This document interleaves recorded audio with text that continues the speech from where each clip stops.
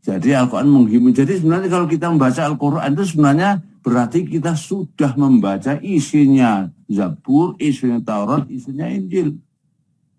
Itulah yang diisyaratkan dalam ayat Allah, fiha kutubun qayyimah.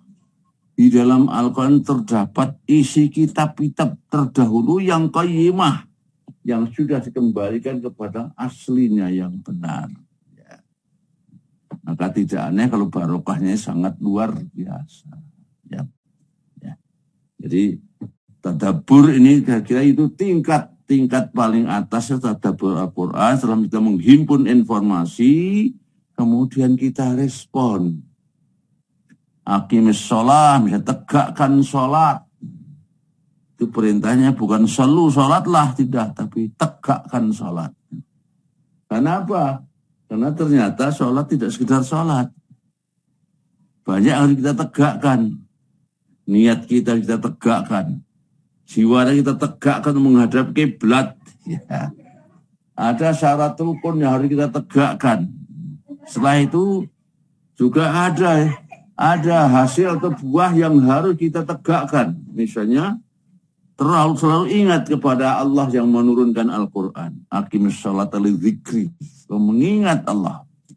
Dan ingat Allah sebenarnya yang paling akbar itu ingat Allah. Oleh karena maka penyakit yang paling fatal berakibat kepada suatu yang merusak kehidupan itu, yaitu kita lupa Allah. Penyakit yang kedua adalah lupa diri. Sebab pada lupa Allah pasti akan lupa diri. Sehingga berbuat semaunya, tidak menolak halal dan haram. Ya. Jadi membaca itu memang kalau Al-Quran dikatakan bacaan, karena ternyata bacaan itu pasti tidak lepas dari himpunan. Ketika membaca A saja, A tanpa dihimpun huruf lain nggak dapat apa-apa. I misalnya nggak dapat apa-apa. Tapi kalau dihimpun dengan huruf yang lain, ASI misalnya, kita punya bayangan ASI, air susu ibu. ASU juga, kita punya bayangan, hewan yang itu. Itu. Jadi membaca itu memang sebenarnya melalui proses penghimpunan, sehingga tadi baca Al-Quran juga pasti penghimpunan huruf demi huruf, kata demi kata, akhirnya kalimat demi kalimat, informasi demi informasi, sehingga bagi orang yang benar-benar tadabbur Al-Quran, ada kan ketika membaca itu menjadi menangis. Kenapa? Yang ditampilkan, diproyeksikan di dalam Al-Quran itu misalnya nanti hari kiamat terjadi kayak apa? Bagaimana mereka penghuni neraka kayak apa? Bagaimana penghuni surga? Yang menakutkan atau membuat menangis, sementara yang menyenangkan penghuni surga misalnya, malah orang yang mau berinteraksi dengan Al-Quran, tentu sangat baik, akan tersenyum bergembira. Ya. Jadi respon kita bisa maju karena kita mentadabburkan Al-Quran. Ya, baik, saya kira ini sementara. Iya, Prof. Artinya niat untuk mempelajari Quran saja sudah dinilai sebagai kebaikan dan merupakan bentuk kemuliaan terhadap Al-Quran.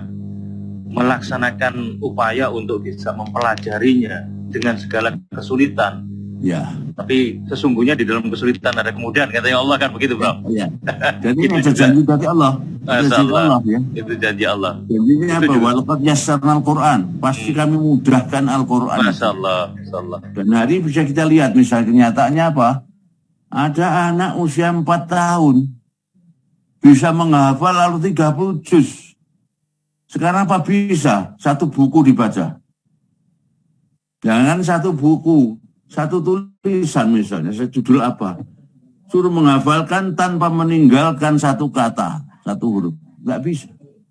Tetapi Al-Quran, anak itu, anak Najah itu coba lihat itu. Tidak hanya hafal itu.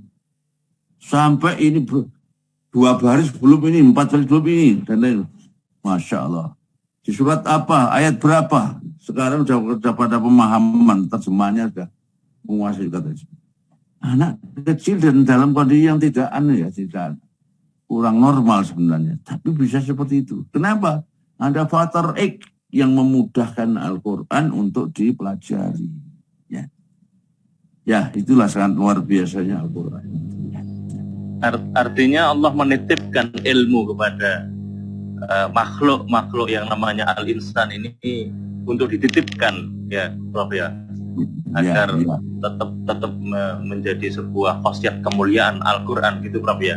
Iya, betul. Nah, terus itu membaca Prof, belum menulis Prof, belum juga mengamalkan Prof. Luar biasa sekali itu kemuliaan Al-Quran.